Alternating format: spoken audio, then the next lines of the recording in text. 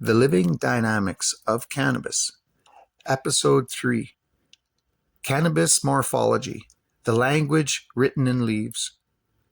In the previous episode, we explored one of the biggest misconceptions surrounding cannabis, the belief that sativa, indica, hybrid, ruderalis, and hemp represent simple, separate categories that can fully explain the identity of a plant. While these terms have historical value, they do not describe the full biological complexity of cannabis. They are attempts to organize a plant that has spent thousands of years adapting to different environments and being shaped by human selection. If those differences are not simply categories, then the next question becomes, where do they come from? The answer is written directly into the plant itself. The structure of cannabis is not random. Its leaves, branching patterns, height, flowering behavior, and overall architecture are records of adaptation. They represent the combined influence of climate, geography, survival pressures, reproduction strategies, and human intervention. A cannabis plant is carrying information from the environment that shaped its ancestors. This is why morphology, the study of physical form and structure, is such an important part of understanding cannabis. The shape of a plant is not merely an appearance. It is the visible result of countless biological decisions made over generations. For many years, cannabis enthusiasts have attempted to identify plants by looking at leaf shape. Narrow leaves became associated with sativa. Broad leaves became associated with indica. Short plants became associated with one category and tall plants with another. While these observations often came from real differences seen among historical populations, they became simplified into rules that do not accurately describe modern cannabis. A leaf does not contain a label. There is no single molecule that makes a plant sativa or indica. There is no specific genetic switch that creates one category or the other. There is no chemical signature that separates these terms into absolute biological divisions. What people often recognize as differences are combinations of many traits influenced by ancestry, environment, selection, and manipulated psychological expectations. Leaf structure developed because different environments created different challenges.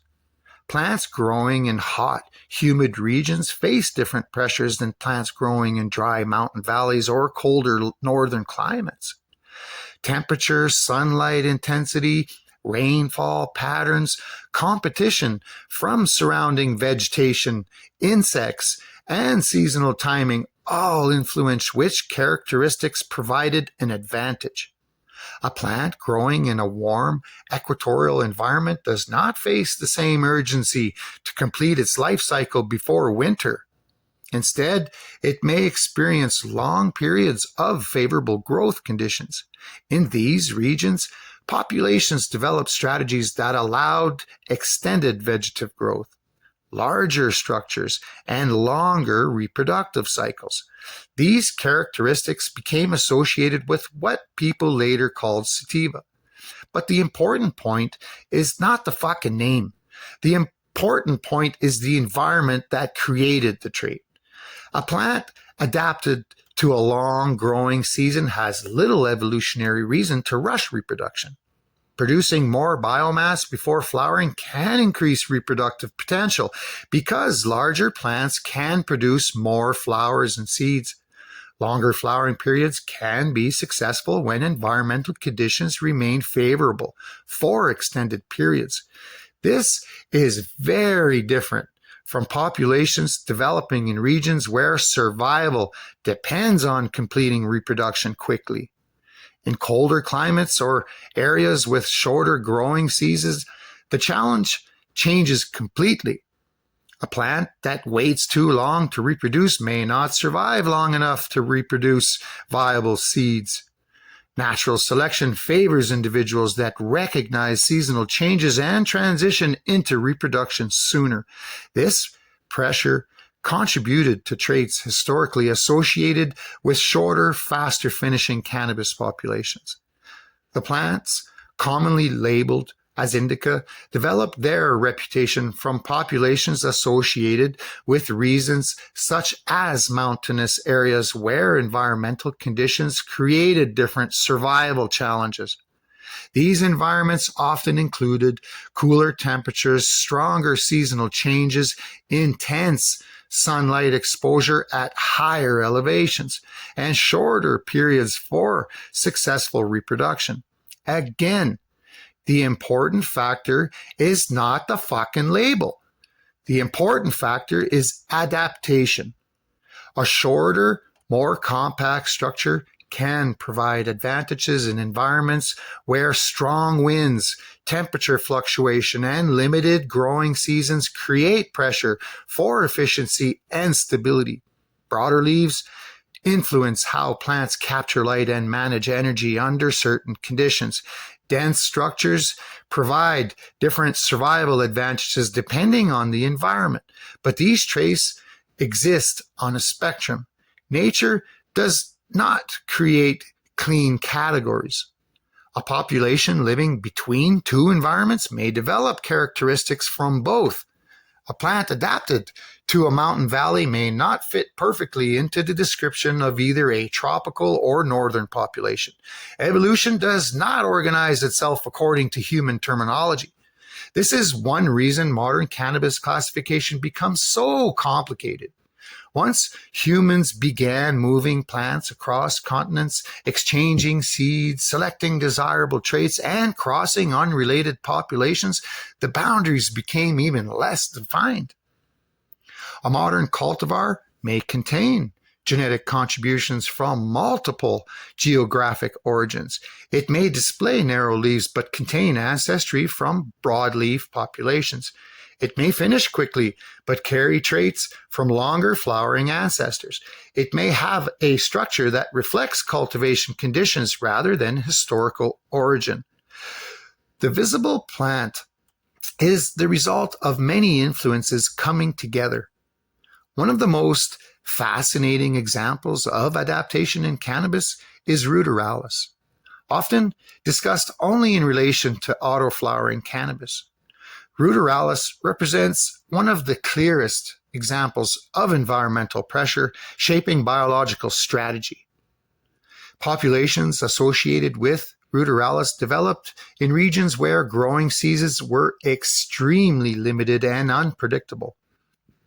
In these environments, waiting for seasonal light changes to trigger flowering could create a serious survival problem. A plant that depended entirely on a specific day length signal might begin reproduction too late and fail to complete its life cycle. The solution was a different strategy. Instead of relying primarily on decreasing day length, these plants developed the ability to transition towards flowering based more strongly on internal developmental timing and stress. Once the plant reached a certain stage of maturity, reproduction could begin regardless of the light schedule. This was not a weakness. It was an evolutionary solution. Autoflowering behavior allowed these populations to survive, where traditional photoperiod strategies were less reliable. The plant effectively developed a different method of interpreting time. Modern breeding programs recognized the value of this trait and incorporated ruderalis genetics into new cultivars. The result was not the creation of a lesser form of cannabis, but the introduction of an adaptation that served a different purpose. This is an important distinction because many misconceptions in cannabis come from judging traits without understanding why they exist in the first place. A trait is not automatically better or worse. It is useful or limited, depending on the environment and the goal. The same principle applies to hemp. Hemp represents another major pathway in cannabis history, but instead of being shaped primarily around resin production, it was shaped through human selection for completely different purposes. For thousands of years, humans selected cannabis plants based on practical needs. Some populations were encouraged to produce stronger fibers for rope, textiles, and industrial materials. Others were selected for larger seeds with valuable oils and nutritional properties. Some were developed for biomass production, agricultural uses, or regional farming systems. These plants were not accidental variations. They are examples of deliberate selection. Humans became another evolutionary force influencing cannabis. Natural selection shaped cannabis according to survival in the environment. Human selection shaped cannabis according to its usefulness. A fiber hemp field represents a completely different selection pathway from a modern high-resin cultivar. The goals are different, so the traits that humans preserved are different as well. Fiber production favors characteristics such as tall growth, strong stems, and reduced branching. Seed-focused hemp emphasizes reproduction output and seed characteristics.